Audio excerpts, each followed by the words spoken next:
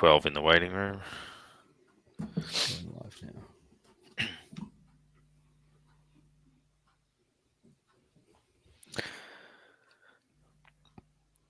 Well, hello everyone and welcome to our second live edition of Unpluggered, Thursday night footy, short turnaround. We brought this out last time and had a bit of a winning feel, and hopefully it does the same for us this time.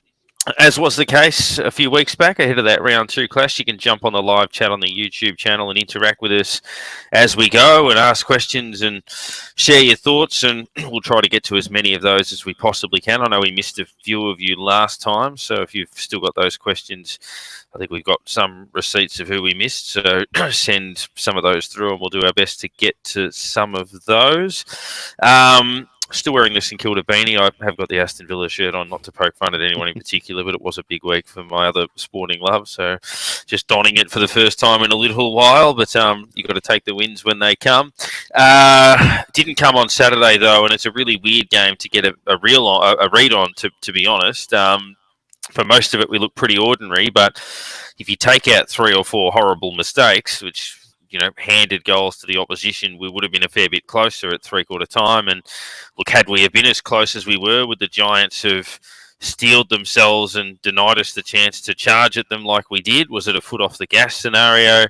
The reality is we nearly pinched the game. I mean, one more goal and you're analysing the game very differently, but the reality is the scenario is probably the same. But look, we played the best side in the comp, lost by a point on their ground, and I'd argue we played fairly poorly for a large chunk of it. So do you take a positive out of that? Maybe, but it's probably a little bit of both, where you have the ups and down thoughts. But Nick, what did you make of it? It was a game that, most of the day you're sort of sitting there feeling pretty frustrated, and then there comes a little light bulb moment in the last quarter where you're like, well, hang on a second, just maybe, and then the loss ends up hurting more than it should.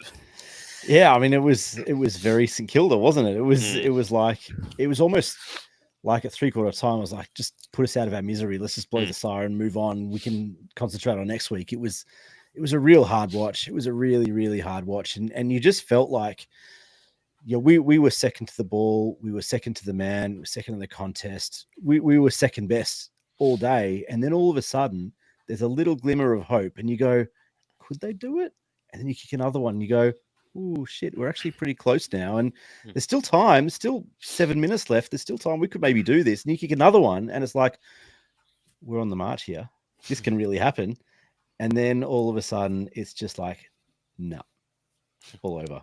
And it was just a very, very St Kilda kind of give you that little glimmer of hope when you shouldn't have any, and then rip it away right at the end.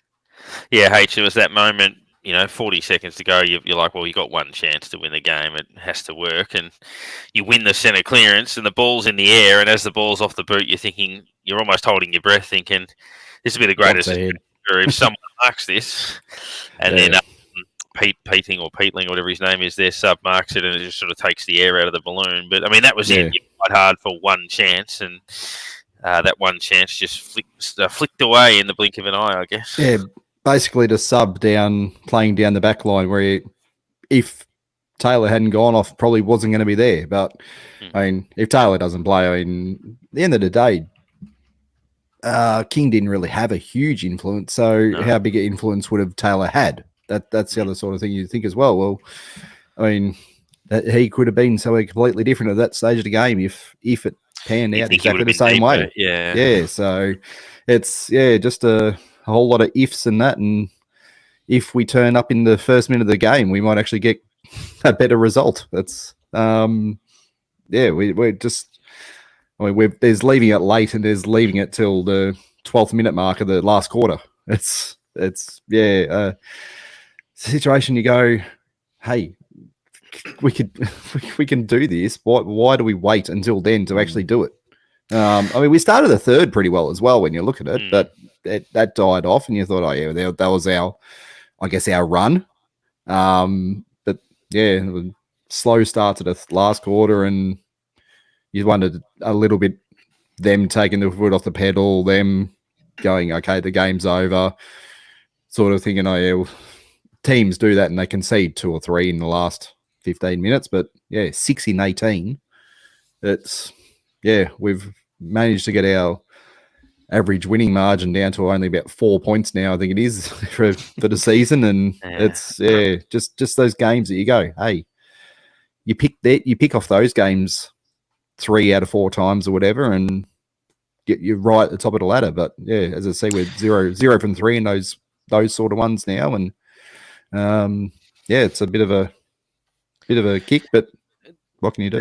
There's still one of the 3 close losses that obviously sits the most uneasy. I mean, the Geelong loss and the Giants loss, on reflection, had a degree of merit, and you probably didn't necessarily play the better footy in either of those 2 games. Could have pinched both of them, but you sort of went down swinging and were fairly brave. It's obviously the Essendon loss that pisses you off the most, because that's the one you should have won. So that's where 2 and 3 should have been 3 and 2.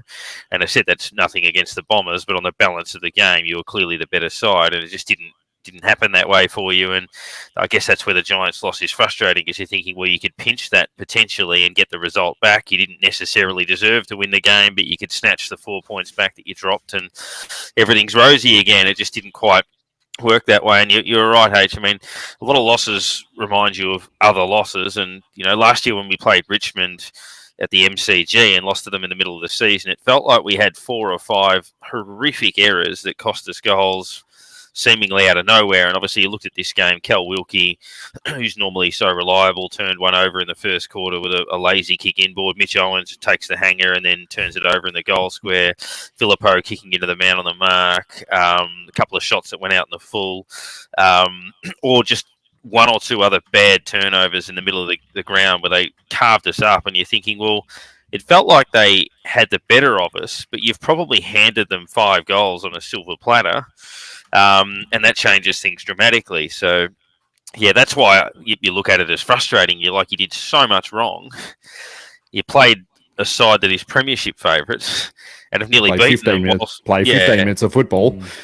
and nearly beaten them whilst undermanned. So, it depends. I was having a conversation with a mate, and we were adamant afterwards, like, we're miles off it. But I'm like, well, are we? You know what I mean? I don't know. If a point's a mile off it, hey, sign us up. Well, but it's interesting though, isn't it? Because it felt like we were so far off it for so much of the game, and then all of a sudden, it's like they flick the switch, and hang on, we're actually playing better than them, and ultimately we can be so far off it for 3.5 quarters, and then turn it on and get so close. Like, it's really mixed messages and really confusing, I guess, as a fan, to try and use that as an example of where we're at. Because was it the good, or was it the bad, or was it a combination of both, or was it neither? Like, I just don't. It's those games that make it really difficult to gauge. But on the other side, it's also, they're the games that good teams find a way to win, and that's what really frustrated me. Is that, we saw it in the Richmond game, and obviously they got flogged last week as well. Just, what can we take out of that Tigers win? But good teams find a way to sneak those wins right at the end. And we had a couple of chances as well. And, I think we kicked it out of bounds on the full with about 2 minutes to go or 3 minutes to go, that had we scored, a really important point. You just got to make those moments count. And I think there were too many moments that we didn't make count. HU and I were talking just before off air about Mitch Owens, and I thought he played pretty well, but just a couple of moments really cost us, and in the end cost us quite heavily. And it's just those moments that we're just not good enough. And Shay's just jumped in the comments saying we can't keep giving away these starts, and especially to good teams, right? GWS might be the best team in the competition, and we're giving away 3 goals, 4 goal starts to those sorts of teams. And we know that in this competition, anyone can beat anyone on their day. And we did it again last week against Richmond, where they kicked the first 3, first 4, something like that. And we can't keep doing it. We can't, because good teams will put us away. And ultimately, I think for a lot of that first half, GWS kept us in it by not putting us away. When really it could have been, like we talk about the Bombers game, it could have been over at quarter time and at halftime. That Giants game could have been over at quarter time and halftime their way. And they didn't do it. And we stuck with them to some extent until, maybe they put the cue in the rack late and we got a bit of the run and momentum. But, you can't win games of footy playing 15 minutes out of 4 quarters, and you can't win games of footy giving good teams such a head start. Yeah, and look, I mean, if you look at our 5 games, Geelong were down 5-1 early in the second. Collingwood were down 3-1. We just kicked 4 in quick time at the end of the first quarter. Essendon we were up 4-1. Richmond we were down 4-0. And then the Giants led us 21-0, 15 minutes in, 3-3 to no score. So you'd argue we've started slowly 4 times out of 5. Pretty well. I mean, there's been a whole lot of commentary around the way we played that last 15 minutes. So saying how dangerous and how good the football actually looked that we played in that 15 minutes. We were just, it was probably a message sent out saying, just play, go for it. And you sort of go, hey, how about we do that for the first 15 minutes of a game and see what happens? See if we can get out by 4 goals, and then, try to keep I guess, that kind of rolling on from there instead of shutting up shop or just throw everything at it one game. And, I mean, the Bulldogs are probably a team that you kind of maybe want to be doing that against because they're going to run. They're also a little bit vulnerable. So exactly, they're you don't know what team's going to show up for them. So if you get them early, the chances are we go well against them. So just throwing a bit of caution in the wind and just run and use that freedom that we had. Don't try to find I guess that structure that seems to be the player in the last minute there. I was wondering why. That's a situation where we go, we've got to stand on someone, but we guarded spaces what we seem to always be doing. It was a situation where you go, just go for it. Just wherever the ball goes, everyone get to it sort of thing. And I mean, if GWS ran up the other end and kicked the goal on us, so be it. But if we threw everything at it, that's what we wanted to be doing. So it'd be nice to see us play more than 15 minutes of this just running, free-flowing, attacking football that we've seen it against a few teams this year, and you go, wow, that's hard to stop. It's really hard to stop, and teams have really struggled against it, but we just don't do it enough, it seems. So, I mean, Collingwood was a classic example of that sort of run and gun at stages. And look, a few people commenting that we'll get to in a moment. Cheers to Tim, who points out Villatop and Saints Bean. He just asks where the shapes are. They're not too far away. Just out of screen, I would imagine. That's right. John, cheers. Trevor as well. Nice to have you with us. Shay, Michael, Dave, and a few others. We'll get to your questions as we roll through. I feel like we've probably said this on the podcast since we started, but we have to find easier ways to score. I don't think it's playing style or anything like that. I mean, a lot of people look at it as being dour and defensive. I don't think it's that at all. I mean, it was pointed out that against Richmond we had, I think it was in the second quarter, 16 inside 50s and kicked 1 goal. We had 14 in the third quarter. We kicked 2 goals in 40 seconds and didn't score for the rest of the quarter from all of those entries. And it feels like that's always been the case. It feels like we have to generate 35 chances to kick 12 goals or something like that. It's it's always been a source of frustration. And I don't know whether it's the last kick inside 50 or the way our targets present or anything like that. But it feels like we've been saying for multiple years, the thing we have to fix the most is we have to get reward for forward 50 entries, and we just don't. But it's also, I think it's a really good point. And we are, in terms of scoring to entry, we are very inefficient. But the other part is that, when we do hit the scoreboard, we're inefficient in that department as well, in that, I reckon, and I don't have this in front of me, so apologies if I'm wrong, but it felt like, 2 out of 10 week, 20% of the time last season, we'd kick more points than goals. And it's been like that for 20 years almost. And even this year, I think one week we've kicked more goals than points, maybe twice in 6. And it's just, there were times when, we'd take a mark or you get a free kick inside 50 and you almost have no idea where the ball's going. Players line up facing opposite the goals. They line up facing the boundary. You're not walking directly at the goals. You're flipping the ball around. It's just infuriating as a supporter. And I think we all played footy, obviously not at incredibly high levels, but to some extent played football. And there are some really basic fundamentals about the skills of this game, right? And kicking the football is a really basic fundamental of this game. And obviously people look at it from other countries and they go, how do you kick that ball? It doesn't make sense and whatever. But anyone who's grown up playing this game knows how to kick a football straight and would have grown up with a drop punt, lining up straight at the goals, dropping the ball straight, all of these things. And yet you get to AFL level and you're mucking around with it, you're running diagonally, you're not facing the goals, you're doing all these things that go against every single basic fundamental of junior footy coaching.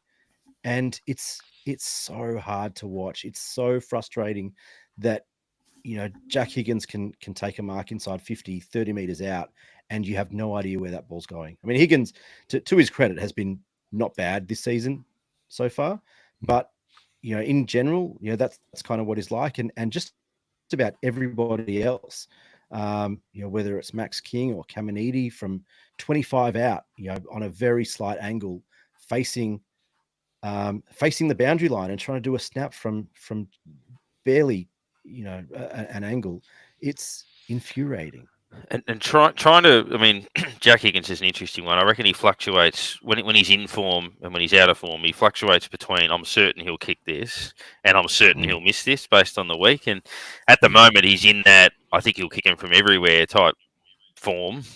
Whereas against Geelong at the start of the year and late last year, you had no confidence he'd kick any from anywhere. So, I mean, he's on at the moment, but I think there's also a bit of, I don't know if it's unselfishness or confusion, but I look at a player like Jack Sinclair where last year 2 or 3 times he ran straight through 50 and just kicked long running goals straight through the middle against the Giants in the same fixture, kicked a huge goal in the third quarter there. But we saw, I mean, Brad Hill, classic example in the third quarter, one possession about 60 out, ran to 50 and just kicked a goal. We don't have those shots. You find that, I mean, Jack Sinclair 3 or 4 times in the last couple of weeks will win possession at 55, run to 45, and then try to chip to the top of the square or pass to someone. I'm like, mate, just put that straight through the middle. You're one of the best kicks in the side. There is no way you should not be having a shot unless there is somebody 30 metres in the clear in the goal square. You don't kick to a contest in that situation. So I don't know where that's coming from, but nearly every one of our players does that. You'll see Nass get the Sinks possession. is rusty. Sinks is still rusty. True. And I think maybe that for him, because he's normally a pretty good ball user and decision maker. But yeah, that was hard to watch. I think he did it against Richmond. He did it another time. He did it against Essendon as well. I remember one stage. Yeah. And it is hard to see a guy who is normally so clean and good in that moment just make the wrong decision. But you're right, Parko. So many of our players don't do that, where you've got space and you're running in directly in front. Have the shot. Trust yourself and back yourself to that your skills are good enough, and just get it done. It's pretty simple. You either hit the target that you're kicking it to, or you kick the goal. Just popping it up into somewhere and hoping someone's going to get it isn't the way to win a game. You either hit them straight, flat on the chest, or go for it. We don't care if you take the shot, fine. I'd be happier for you to miss the goal than to miss a target. That's the best way to look at it. Like, back yourself, get that confidence. That if you don't kick that one, hey, get it again and try to get it next time. But if you keep missing targets all day, that's going to infuriate us more than missing a goal. And someone like Sinks, you go, he is done it so many times in the past, though. He has run into that 50 and kicked that goal. It's not something that he can't do. So, I think he's just got to get that confidence and go, hey, I'm putting this through. Or I'm hitting that player who's leading up to me. It feels like a 45 to 50 metre running shot with someone like Sinclair or Wanganeen Miller or Hill is a higher percentage than a 50-50 marking contest at the top of the square. Like, you might only kick it 60% of the time or 55% of the time, but it feels like a better option rather than having one more possession when we tend to over possess the ball inside 50 anyway. So I think there needs to be a little bit more of just take the responsibility. I understand that there is a role, thinking you get the ball here, they lead up there. It's almost being too well drilled in a sense where it's like, this is what you must do each time. And it's like, well, no, there can be an element of just have a crack. I mean, if you get within 45, you get within 45, unless a player is standing there absolutely by themselves in the square or whatever, kick at the goal. Yeah. Simplest way to put it. That's best way to go. Yeah. And there are those little things, and we'll obviously see a bit of that in the coming weeks. Plenty of questions and comments coming through. Shay mentioning that the mistakes are a bit of a rush of blood sort of existing between the ears. It feels a little bit that way. And Shay said we got out by 4 goals against Hawthorn last year and then slowed, can't maintain it. Yeah, that was a very bad loss at the time. There's a few more coming through. Tim, we've got a couple of Tims, but one says reason for the slow starts is we look like our team defence is a bit loose early, allows teams to outnumber us in forward 50 and get over the back. When we were at our best, it feels like we always have an extra. That's fair. There's a few others we might rattle through some of those as we roll along. Tim Dole, the other Tim, says should we risk bigger losses and play like the last quarter from the start of games? Yes and no. Like there's a bit of throwing caution to the wind, which you can't do all the time, but it's about getting that balance between, we don't play a style. Picking the right patches to do it in. Pick the right times to do it. You mentioned, H, that this week might be a good one to do it where you just want to hit him in the mouth early. Hit him in the mouth and get him off balance and then put the foot down. And then you can kind of control the game like the way that Ross and the coaching group want to. But when a team's under pressure and they're feeling the pinch and all that sort of stuff, you want to add that on as quick and hard as you can. So I really want to see us come out strong and really make an impact early. In at the first bounce, really hit the ball hard. There used to be a hallmark of Ross Lyon teams was the first bounce.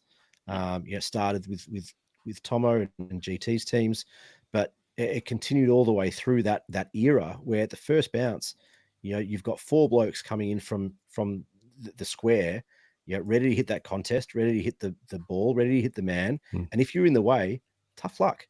So, I really want to see us hit the ball, hit the contest hard from the first bounce and really, like I said, kind of hit him in the mouth early and make it count. Yeah. So we'll bank some of these questions and roll through it. Might wrap that game with some votes, probably less of a spread than we've had in the past. I gave a vote to Garcia, most tackles or equal most tackles on debut by a St Kilda player with 7. I thought he helped turn the game when we were winning contested ball. I think I read somewhere we were plus 15 in the last quarter in contested possessions, and Garcia was a big factor in that and the pressure that he applied. I thought Cal Wilkie, as much as he made a couple of mistakes, he didn't get as much of the ball. He still marshalled the defence pretty well. Sinclair got a bit of it, went forward and kicked a goal. Wasn't the best game he's ever played, but was still pretty good. He was the best of the rest. And then we had a clear best 3 players, and it was just a question of how you wanted to allocate those votes. I thought Jack Steele had a terrific battle with some of their, just as he was in the final last year, fighting against some of their bigger bodied midfielders, and he was excellent again. I gave him 2 votes. Brad Hill, very stiff not to get more, 33 possessions and 13 marks and a goal. Thought he was excellent. He gets 2. But Rowan Marshall has had 16 clearances, 25 hit-outs, 10 inside 50s, 28 possessions, of which 22 of them were kicks, against a ruckman that is a physical beast who's, in Briggs is a chance to, seriously compete with him. And I think, as Ross said in the presser, that, they 2 went into the cage and he came out as the winner, and I think emphatically so. So he gets 3 votes, and I think Hill and Marshall in particular stiff not to get more, but gave a bit of a spread to some of those others. H, how did you split it? Yeah, same, very similar. One to Garcia for exactly the same reasons. Came on as sub and had impact. And that's what you want from a sub. You want him to come on and basically change something within the game. And that's exactly what he did. And I mean, that's a fantastic debut. It's just, he probably wouldn't be up for the Rising Star, especially on a week where Harley Reid's gone absolutely mental over in Perth. So, it's as good as its game was, that I can see a full game coming at some stage, and I reckon he's a huge chance to pick that up at some stage. Wonder Wilkie as well did enough down back. Probably a couple of moments where it could have changed a couple of things, but yeah, I mean, serviceable as ever. Steele in the middle, 2. So yeah, 2 votes. So did what he had to do on the day again, and has been consistent all this year. And it's great to get back that leadership that we missed with the injuries last year and the not playing. But it's just come back, and I mean, he hasn't been the superstar of the few years ago, but has been well and truly more than serviceable. Then I couldn't split Marshall and Hill, gave him 3 each. Hill, I probably just would have given the nod to. I thought it was probably one of the better games he's ever played for us. Used the ball when he needed to. Just provided us lots of run, gave us lots of opportunities out of a situation. But yeah, just saying Marshall was huge as well. Just it's one of those games you look and go, that's sort of Max Gorn stats. That's the sort of stats that Grundy was putting up a few years ago. It's the sort of game that the top level ruckman put out.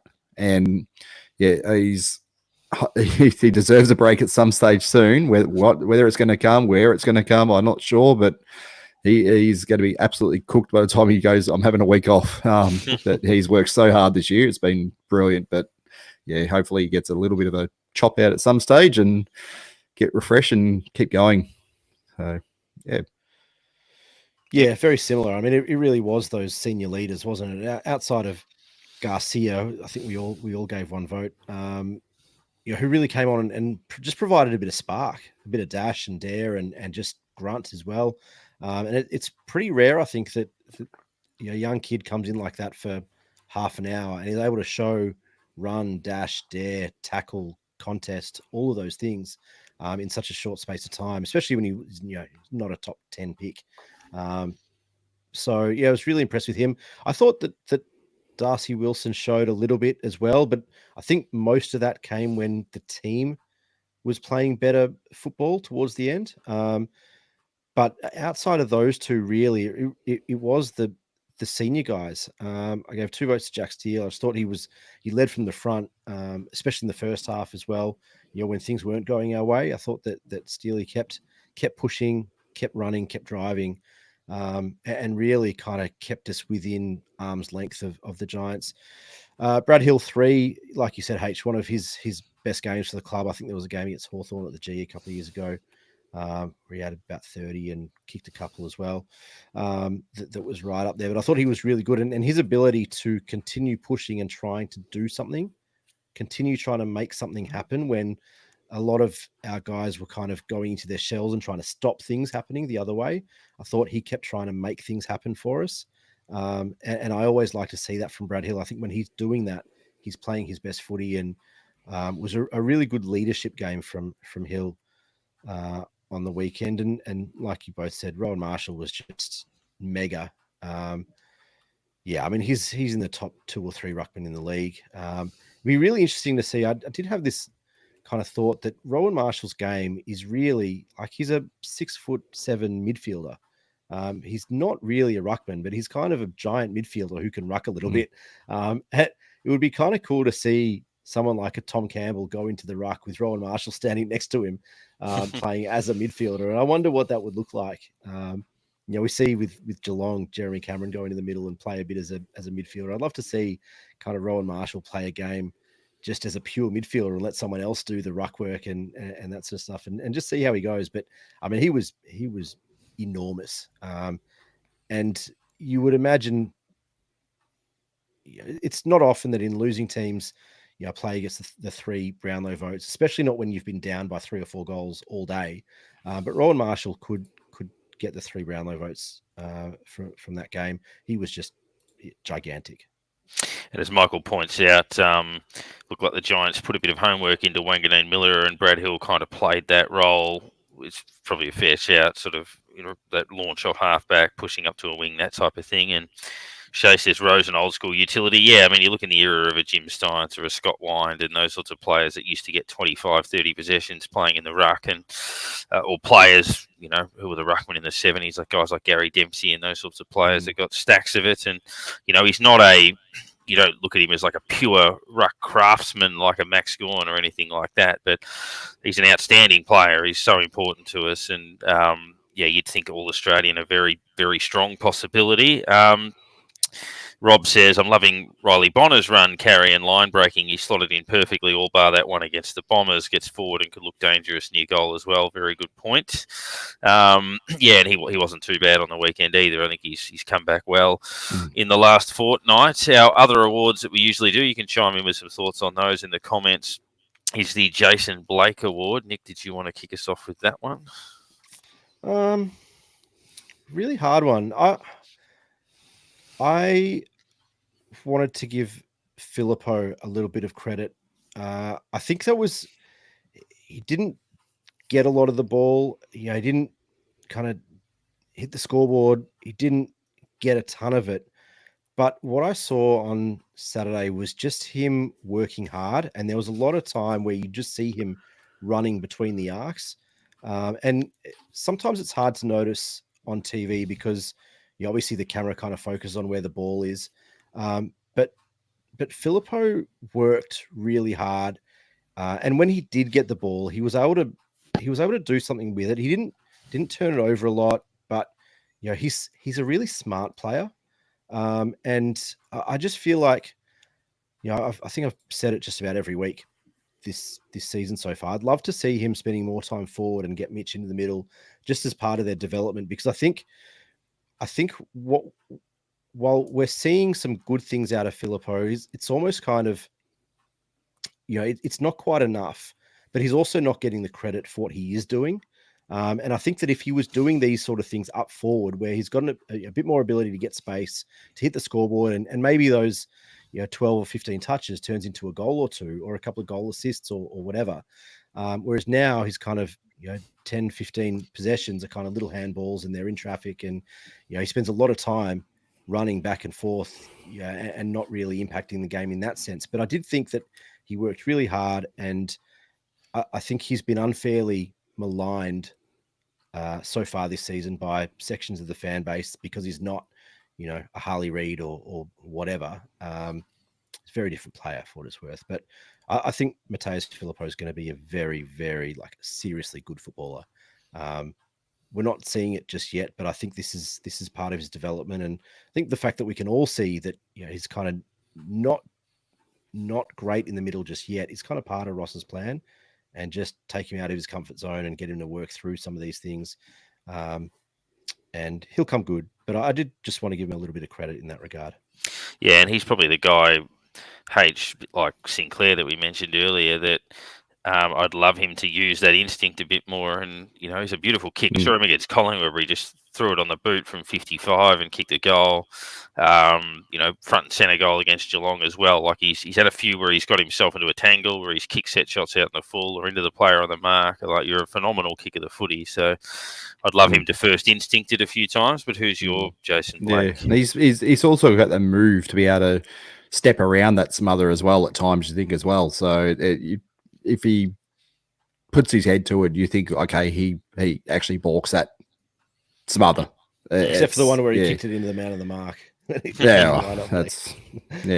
still, they're swinging out to your left just enough to get it around it. They can't move, so just think through it. That's all you have to do. But I'm following a bit of a pattern here. I'm a guy that I've considered slipping in a vote this week. Seb Ross still going about it. He's showing up week in, week out at the moment, doing his job. I mean, another 9 tackles this week. He's doing the hard work in there. He's covering Crouch not being there. Just working. He's working so hard. He doesn't get enough of the credit that he probably deserves for what he does out there each week. And it's great to see him still pushing along and doing what he's doing. And it's keeping us, I guess, where we are at the moment. And I just want to see him have a full year like this. Usually we see him a bit in and out each sort of few weeks, or like you'll have a couple of weeks that are a bit average, and then a decent game, and then the next week it'll be absolutely nothing. It's been really consistent this year, so yeah, I just want him to keep going. Gone with a player that I don't often give this award to, but I just think with our forward line at the moment, Jack Higgins, I think, has actually stood up quite well. So as he's had a month where he's kicked 11 goals in 4 weeks, and if you look at the rest of our forward line, so Max King lost momentum by getting suspended, and then the game he missed, Higgins kicks 3 when Membry was a bit quiet and Owens was a bit quiet and Butler had just come back. Then against Richmond again, Higgins kicks a couple at a crucial stage when a lot of those other guys were quite down. And then again in this game, I thought he was a dangerous presence. I mean, a few did their bit. Membry did his bit. Owens did his bit. Caminiti came into it late. But I think that in our forward line, which has shuffled around a bit this year, Higgins has actually been the constant presence, and he's been the most dangerous player on most of those occasions. So he's kind of held it together a little bit, which is not something we'd often associate with him. So he's having a pretty good run of form at the moment. The Shannon Knoll Award, which for those unfamiliar is players who need to lift. H, your shout? It's got to be the sub, Dan Butler. That forward pressure's not going to keep you in the team for that long if you don't do anything else. That's your issue at the moment. But as much pressure on the defenders getting out of the 50, but if when the ball is coming down, you're not doing anything, you're going to get found out very soon. And yeah, it wasn't, I guess, it subbed last week as well, I'm pretty sure, or against Essendon was as well. Or no, it was Sharman, sorry. Last week he was subbed as well. Sub this week, you think, well, then the number might be up there. If he does get another game this week, he's got to show up. He's got to show up for a few more weeks because, yeah, another game of what do you have? 2 touches or 1 touch? I think it was 1 touch and a mark. It was only 2 tackles, so it wasn't as if his pressure was massive or anything. Yeah, that's not going to keep your spot on the side. Nick? Yeah, I wanted to give it to Dan Butler, but I felt like it was a bit obvious this week, and I knew that he was going to be mentioned at least once, and probably a bunch of people in the comments. Yeah, 5 at least already in the comments. This is going to sound really harsh because he's been our best player for a couple of years, but Jack Sinclair, and I know that he missed preseason. I know that he missed a lot of training and getting the miles in and all those sorts of things, and he hasn't been bad by any stretch. But he's got so much improvement in him, and we are so much better when Jack Sinclair is playing Jack Sinclair footy. He's now been in the team for a month. He's played 4 games. Now is the time. You're a senior member of the team. You're best and fairest. Go and make it happen. Go and make it happen. Be Jack Sinclair and go and make it happen and take the rest of the team along for the ride, because when he plays good footy, we win. And I think for too long, we've left it down to Jack Steele in the middle, and if Jack Steele wins the footy in the middle, then we win. But that's not how footy's played anymore. And you need multiple ball winners and guys who can make a difference there in the kitchen, so to speak. And we need Chef Sinclair back. I think it's a very good shout, and mine's a guy. I don't think it's his fault because he's getting thrown around to plug holes without. When King went out of the side and we're trying to play a second ruckman, which means Caminiti's in and that type of thing. But I think Cooper Sharman looks versatile and on the most part is, like, he can run and roam and jump, but he is a forward, and I think that's become clear. Plays his best football as a leading forward, running and jumping at the footy. We've tried him back occasionally, and his leap can be effective, and he can read the play. But at the moment, he's playing half Mason Wood, half Kel Wilkie, half Tim Membry. I know there's a lot of halves in there, but you know what I mean? Like playing a number of different roles all at once, and as a result looks lost. And he's all right against Richmond, but he certainly struggled this week. And look, I know we might need him to be 10 things at the moment, but he is only 1 effectively, and he's a leading, jumping, running forward and a good kick for goal. And that might not work with the tools we have out at the moment. But if that's the case, he probably can't play. So, I think he needs to go back forward, and something else needs to be worked out in terms of that response, because I actually think we're better when he's down there as well. He takes a lot of pressure off some of the other guys, and particularly this week, if Max King doesn't come up on the 5-day turnaround, which looks likely, they've got to probably get him back down there, or at the very least on a half-forward flank roaming up the ground, rather than playing, say, wing or further down than that to this point. Normally we'd slot a guest in at this point, but obviously we're live, and we'll look to have a chat next week with someone. We've got a lot of texts or a lot of messages coming through on the chat, which we'll jump onto shortly. But the injury list, it's still long, but encouragingly, everybody on the list is basically between test and 3 weeks. Max Heath rather is to be confirmed with a concussion, but hopefully that's only a couple. But yeah, it's starting to look a little bit better. I mean, the VFL fixture's done us no favours with a second bye in 3 weeks, which doesn't give us the chance to play someone like Paddy Dow this week, or James Van Ness this week, or even Collard if he comes up with his hammy. You'd think that next week there's a chance that Dow, Clark, Patton, Allison, and maybe even Wood all play VFL. So that gives us a little bit to work with, and then maybe the week after the Port game we start to finally roll some players back. Even Liam Henry and Brad Crouch are listed at 3 weeks now, so that's getting a little bit closer. Mason Wood 2, Paddy Dow test, so he probably would have been available to play in the 2s this week, so that's annoying that he isn't. But Nick, I guess we just need a clean run for a couple of weeks, and then that starts to look a little bit better. Yeah, we're a couple of weeks away, like you said. We're a fortnight away from halving that injury list. From kind of 8 or 10 to 3 or 4, really, in terms of the guys who are going to be out for a bit longer. But yeah, there was a question from Twitter a little bit earlier before we started recording about what we should do if there is a VFL bye, and you would hope. We've got. The AFL has the best sports science people and rehab and fitness people in the country, if not the world. And we know that because, giants of global sport keep pinching our sports science guys to go to the US or to England or Europe or whatever. So we know that what our guys here is the right thing to do generally.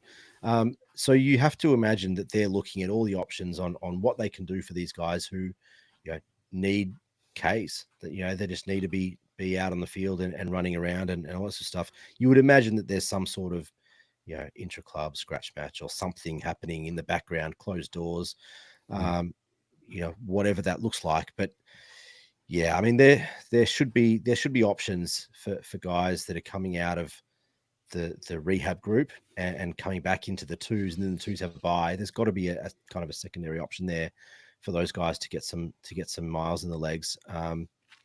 Because, I mean, you said it, the fixture's done us absolutely no favors in this regard, because we had the same thing a couple of weeks ago when we were looking at getting a few guys back. I think Jack Hayes came back and then all of a sudden had a bye, or was ready to come back and there was a bye. So this is the second time in a month that we're going through this issue, and it's not ideal. Yeah, 4 buys in a season. It's and 2 in 3 weeks is the biggest issue. I mean, if they're 6 weeks apart or whatever, fair enough. But particularly for a side that's down near the bottom of the table in the VFL as well, and has a lot of development and things like that, it's not ideal. But look, that's the way it goes, I guess. I mean, there's a few things that are not ideal. I mean, if you look at a fixture, it's a few years ago it'd be unheard of that a team would go interstate game, 6-day break, interstate game, 5-day break. It seems a little bit, and then look, a couple of clubs have been hit a bit that way this year. It just seems to be, it's almost like in the pandemic when teams played 4 days apart sometimes, that are like, oh, you could do it then, but I mean, they were shorter matches, and that was necessity when you were trying to play the season in 2 months to get through it with everything else that was going on. So, yeah, I mean, Ross kind of alluded to it in the press conference where it's a 4-day prep. You can't do much training. It's all mental and study and all of that type of stuff. So it doesn't leave you a lot of room to move. And yeah, then you combine that with the fact that you can't put anyone in the 2s this week. So we just have to hope they can drag their way through it. And what did you make of that presser from Ross earlier? Because I felt like he he's such an interesting guy in that he can be in the same sentence almost can feel like he's completely relaxed, but at the same time very frustrated and can get quite cutting very quickly. Yeah. And there was one where he kept talking about how, like you talk about kind of the 4-day prep and we've got to be brave and we want to be doing this stuff. And then it's kind of like, but we want to win. Yeah. We want to win games of footy. And, we're treating every match with no excuse, but we've got to be brave, but we want to win. And it's just, his presses are, we've talked about it a couple of times. They are an art. They are a piece of art, his press conferences. That very first line too, where they said, "Oh, you're happy with the comeback?" and he said, "Oh, look, it was a really good fight back, but there's nothing to be happy about." And it kind of felt that way a bit too, where it was like, "Yeah, that was pleasing, but the end result is to win a game, and that didn't happen. So you got to be pissed off with that." Yeah, it's great. The way that he great to watch our 15 minutes of football, but we want at least 45 like that. The way that he laughed when someone asked if Dougal Howard was coming back this week as well was pretty funny. But I think one of the amusing ones is someone said, "Oh, Rowan Marshall was big," and he's like, "Oh, he was big, was he?" As if to sort of that it understated it, that he was enormous. And so I think as I said, you always feel like he's in control of what's happening, and it's just whether it turns into something in terms of a response. But yeah, look, we saw Melbourne last week, and that's in the back of my mind. They looked a bit flat against Brisbane off back-to-back interstate, and they were running up and down on the spot. But that's not to say there weren't other reasons for that. Brisbane are a pretty good side when they're up and running, and their midfield dominated. So first hands on the ball is the key. No liver this week's useful, clearly. The 5-day break might have cost Max King if we were playing on Sunday or something. Maybe he would have got up, but look, they haven't ruled him out yet. But Ross pretty much did. Felt like it, yeah. Yeah. So he spoke about how Paddy Dow was close to return, but he's not going to come straight into the ones. So that's at least a couple of weeks away. And then, what they do from there. But he did confirm Garcia would play, but I don't think anyone would be surprised by that. We thought that because Collard went off at half-time in the VFL, but we thought he was held over, but it turns out that was hamstring tightness. And Hasty might have been held over potentially, but I think they pulled him out at half-time as well. Yeah. Just in case, yeah. There's probably not a lot they can do other than that, really. I mean, if King goes out, you then pick another runner, probably Jones or Hasty, and that might be the limit of your changes at this stage. With you could try to use you could push Sharman forward properly. Well, Sharman forward or Cordy forward, really, like they did in the first half of last year. Bring Howard back in, kind of Howard for King, and push Cordy forward or whatever. My worry is that makes us a tiny bit slow. Which is not what they're trying to do. Someone did ask the question. Who was it? I'm just trying to find that question. Rob Neils. I wonder if it's Rob Nellis, rather. I thought it was Robbie Neal, as in the Robbie Neal that played in the grand final in '97. But thoughts on whether we can play Howard and Cordy in the same team. I feel Cordy has been really good for us, and Duke won't push him out. My gut feel is no. We did last year, but it was the circumstance that Nick pointed out where King was injured, Cordy played forward, and Howard played back. You can't play them both in defence unless Battle's injured. So, my gut feel is no at the moment. Yeah. Well, I think Cordy was as surprised as us to get a game at the start of the season last year. I think so. It was just thrown in there like we need someone. So it was just if you can find the ball somewhere out there, get it. Cordy hasn't done much wrong, but I do think that when he's ready, and maybe it's not this week. I know Ross said that he's good to go, but maybe it takes a couple of weeks to kind of prove himself again in the twos. But I think that Howard will eventually come back into the team at Cordy's expense, almost regardless of how well Cordy's playing. Just because I think in terms of the structure, I think the way that Howard plays probably suits us in terms of the forward running, the kicking long. We know that Cordy doesn't want to kick the ball, and that's fine. But I think that in the way that we want to play, which is a lot more direct, that I think eventually Howard will come in for Cordy regardless. Yeah, I think the long-term plan would be that. I mean, so Cordy's done everything we've asked of him forward and back, so full credit to him as a recruit, no complaints at all. But long-term, I know Howard can be frustrating sometimes with decision-making and the like, but you know, the upside probably higher at this point in terms of that. But he makes the mistakes. But if you go and look at the actual stats themselves, as I made the point somewhere that his kicking effectiveness was better than anyone else in the side. He was actually hit targets when he kicks the ball, and you just got to get those Dougalisms out of his game. And he's probably one of the better twice a game. It's defender out there. Yeah. You don't notice the ones that are fine. Yeah, he spins himself in a circle or something. Trying to just tackles himself somehow or something. It's just, and you just go, oh, we'll allow one a game or something, but everything else he seems to do is one-on-one defense. He wins a lot of the battles, but when he uses the ball well, and that's what he's got to get right. If he keeps using the ball well, we'll be fine. And he was appointed vice captain at one point, Dougal, and actually he'd captained the side for a period. So, that 2020 form and parts of 21, if you could uncover that. But look, that's an outside chance for this week, but probably not yet. I guess just before we get through rattling through a lot of those listener questions, both live and pre-ed, I guess you've kind of summed it up, Nick, that we do have to sort of hit them between the eyes a little bit. I mean, they're missing, obviously Bailey Smith out for the year, but missing Liberatore in the middle. So there are a couple of those key midfielders down. They've got dangerous forwards in Ugle-Hagan and Darcy and Waitman and Norton and the like. But I feel our defence matches up on most dangerous forward lines. Obviously, you'd love to have King there, but I feel our forwards can stretch them.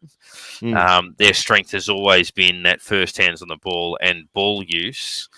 But clearly they're going to have to be a little bit rattled with everything that's going on. And I know a lot of people have pointed out that St Kilda, that been under the pump. It doesn't worry me as much because you don't just flick a switch in those situations. And I think any response doesn't last that long. You're either up for the fight or you're not. And they're clearly vulnerable. And to me, it could go one of two ways. Like maybe they respond, or it could be that they're even worse because of the weight of everything that's on them. So if we start the way we started, for example, against Essendon and just heap 15, 20 minutes of pressure on them at the start, then I think they would be pretty vulnerable to that as it stands at the moment. And if you look at their form lines, thumped by Melbourne, thumped by Essendon, they're okay against Geelong in Adelaide. They beat West Coast at Marvel, whatever, and they beat Gold Coast in Ballarat, which is as far away from a Gold Coast type conditions as you could find. So they've got talent. They've always had talent. We've spoken about that a million times, that they're a side that you feel like should always be in the mix for finals. But there's a clear disconnect, and I think a good start can maybe expose some of those things, and hopefully we can push it home from there. When was the last time a coach got sacked after playing us rather than before playing Neil us? Craig. Yeah, that's probably There you right. go. Yeah. There you go. I mean, like you said, it's just, I think under that circumstance, you've just got to continue to heap the pressure on. You know what I mean? Like this is the perfect game for us to go and play our way and keep the pressure on from the first bounce to the last bounce, and hopefully that turns into a 10-goal win. And keep the pressure on the Bulldogs. They're under pressure for a reason, in that they're playing terrible footy for the most part. They're enigmatic and they're dynamic in parts, a little bit like us, in that they can put it on for 3 or 4 minutes. But they haven't really put it together this year, and they haven't really put it together consistently since they won the flag, which is a long time ago now. And so they're under pressure for a reason. There is no reason for us not to continue to push that and play hard. And like you said, just hit him in the mouth and make every contest count, because they will be feeling it, regardless of whether they pump themselves up for this one and feel like they can get one back and all that sort of stuff. They'll play for the coach or whatever. Like you can't just turn that on and get rid of everything else. So if we do hit them hard right at the beginning and we get out to a 3 or 4 goal lead early, like it's the perfect opportunity to just continue, put the foot down and really drive home the fact that they're not really that good. They're very, very much a confidence team. If just sap them of that confidence, and you're halfway there already. Just deny. That's the thing. They love, as I said, they love over possessing the ball. They love moving it from side to side, spot to spot, just moving the opposition around and then go. They're not really a direct down the middle team. Bontempelli's probably the only one who actually plays that way at times. The rest will look sideways. They'll look back. They'll look everywhere else. Bontempelli, I mean, hey, brilliant player, runs through the middle and does something. Quite often, the rest of them, they've had that momentum, but the rest of them won't follow. So negate Bontempelli. Just deny him that ability to get over the top of us, over the side, and open the field up. And yeah, it's a game where we just go, just shut them down. Don't give them that confidence of running anywhere with the ball. Yeah, nothing should blindside us this week. Like, I mean, it doesn't mean you're good enough to win. I mean, they might click and put it all together, but nothing should surprise us in the sense it's of a clear one. If we win the middle, we win the game, because I back our back six and I back our forward half to make it count against their defensive unit. So if we win the middle, I think we win the game, and I think we can win it pretty easily at that point. Yeah, I mean, but at the same time, obviously, if they get a run on and we're flat, they'll blow the shit out of us. So it's one of those games where you just don't give them that run. I mean, they're not downhill skiers per se, but they're clearly a confident side that can, look $1 million if they're allowed space. So if the pressure's up, we did a number on them last year with that type of style of football. So you hope it works out that way. A summary of some of the other messages that we've had coming through. We'll try to get to a lot of these. Dave Calland says the last 15 minutes our pressure was through the roof, caused turnovers, and we played what was in front of us. Sarah says, why do players feel the need to complicate goal kicking and do stupid snaps around the body, as we were mentioned a little bit earlier around overcomplicating things a bit. Tim Dole says, having a lot of shots from too far out in 2020, we were ranked number 1 in the league for goals 0 to 30 metres, and yet the amount of over the back, open forward line, running into an open goal we had that year, there were so many that we can recall. Where are we here? George Lilly says the observation of simple kicks for goal is really important. We got one of the best coaching kicks around last year in David Whedon. P. Connell says, agree on the needing selfishness point. Watching Liam Henry against Geelong, had the thought this guy needs to be about 10% more selfish and he'll win the best and fairest. That's how I felt about Filippo last year. It was just that arrogance and just, be a prick. Be a prick and make yourself felt, like make yourself known on the field, and just go and get the job done. Yeah, I'd rather a bloke miss having a bold shot at goal than miss a target when he's 45 metres out when he didn't need to look for that option. What else have we got here? John says, John Zulian, doggies under the media microscope. That's so St Kilda. P. Cannell says, Stocker got his... Jason Blake, the tough assignments, and came up with some serious defensive efforts. Just summarising some of the others. Thomas Pritchard would love Sharman to have a clear role. Seems like Ross isn't sold on him. Hard to say if he's not sold on him or he's trying to use him to fix every hole that we have at the moment. Probably a bit of both. There haven't been a lot of other options, to be fair. No, exactly. With the injury list. So. The way we're trying to play him probably shows how important Mason Wood's been. I'm just picturing Ross in that the ad with that guy with the tape with the big water tank and slapping the tape onto the tank. I think that's just Ross slapping Sharman onto it. Toby says, great stuff, guys. Tuned in this season. Feels a lot like 2003. Young, promising list and lots of close losses. And that kind of links into one of the other ones we got from Tim beforehand. We're 16 points away from being 5 and zip, but 26 points away from being 0-5.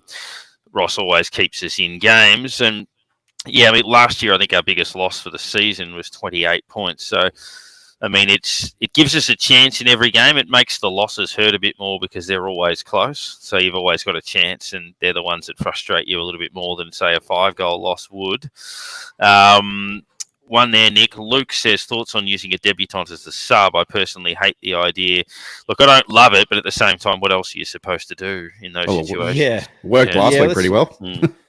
Yeah. I must admit, I hate it. I hate the concept of a guy, building all week, getting the announcement that he's going to play his first game, and then having to sit and watch for for 3/4, and kind of miss out on the heat of the battle early and all those sorts of things. On the other hand, it could potentially help, a young kid coming in when maybe it's not so hot in the middle, and be able to kind of stamp himself on the game. I thought Garcia gave a really good account and showed what he showed all preseason, to be honest. Like, that's the type of player that he is, and he played exactly that way. I did feel for Collard, and I think I said it that night that we did the podcast before his debut, that I didn't think that you'd play a small forward as a sub, but I did feel for him, and it does seem that it's becoming more and more common across the league. It's not just us, but a lot of clubs have been playing debutants as subs. I'm not a fan, but I can kind of understand it from one perspective, even though I don't like it. Bobber, the question, which it actually, in a funny way, makes some sense, but it won't happen. Says, in a potential rupture to the That's So St Kilda space-time continuum, what are the chances of Bont being subbed this week? I think that's a pointer to the fact that Luke Beveridge has played Caleb Daniel and Jack McRae as subs and left them both out of the side at various points, but Bontempelli would be a fair old stretch to that imagination, but you never know. He can be a little bit creative sometimes. Unless he wants the sack and a payout, Well, yeah, that's right. If he wants that, then no worries. AT Saints fan says, how are you rating Ryan Burns' season? It's been good. He's been good. He's gone missing for a couple of times at stages during games, but when he does pop up, he does pretty good things. I can't fault anything sort of that he's done this year. He probably just doesn't get enough of the ball. That's probably the only thing I've seen so far this year, that he just doesn't get enough of it. He gets us out of situations how many times has he been to one? The first one's at a ball just outside the opposition's 50, and it's right on the boundary line. He's actually managed to turn and kick it to one of our players. A lot of the time, where other players will pick that up, just kick it over the head and kick it down the full, or kick it straight back to him, or whatever. But he's managed to find targets in that situation more often than I've seen any other player do, and he's got us out of those little holes so often. I just want to see him get more of the ball. But so far, I can't, as I said, can't fault much that he's done. Big thank you to all of those that have sent those messages in. Just some final thoughts. We are contemplating, obviously St Kilda will have a bye at some stage a little bit later on. Always trying to do different things like this live show. We did a couple during the pandemic, sort of, 15 minutes before the bounce and that type of thing. But we are contemplating doing maybe one at a venue, so we're curious to know, would you be keen to come along to a potential podcast event?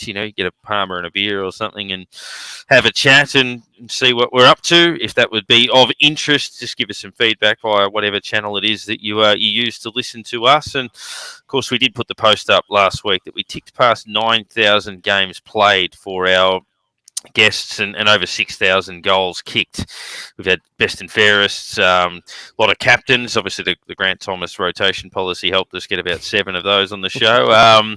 Brownlow medalists, Norm Smith medalists, of course, coaches, CEOs, presidents, and some cult heroes, etc. We've got a long list of targets. There are a couple of obvious names that we're looking for, but if you have any that you'd like to suggest, we might have them in our back catalogue that we could point you towards that we might have spoken to already. But if you have anyone that you want to hear from, put it out there that, guys like Tony Lockett and Nicky Winmar are at the top of our list of targets without a shadow of a doubt. But if there are others that you liked when you were a kid, or that you have interesting stories, we've got a lot of numbers stockpiled of people that we've got on our list to come after, and people that have committed to chatting to us eventually. So one of those was George Young, for example, who was mentioned a lot by Bruce Duperuzal last week. So he's committed to chatting, so we'll speak to him at some point going forward. But yeah, just let us know if you have any of those other targets. But Nick, that one of our things in the pipeline is a potential live show somewhere, maybe during the bye week. Yeah, I think that'd be cool. Potentially get a couple of guests to come and join us and have a chat, and maybe some music and entertainment and some other forms. We've had a lot of different guests and co-hosts on this show, actors, comedians. Be cool to get some Saints Saints fan musicians come along as well. And I said maybe have a couple of drinks and a feed and sit in a pub or some sort of live venue and have a chat for a couple of hours. That'll be fun. Yeah, I think so. Good feedback so far on the YouTube channel about that. We'll won't be the last live show we do this year. We'll have a look at that again somewhere down the track. We're only a couple of sleeps away from the doggies at Marvel. If you're heading along, hopefully we'll see you there. But thanks for tuning in, and go Saints.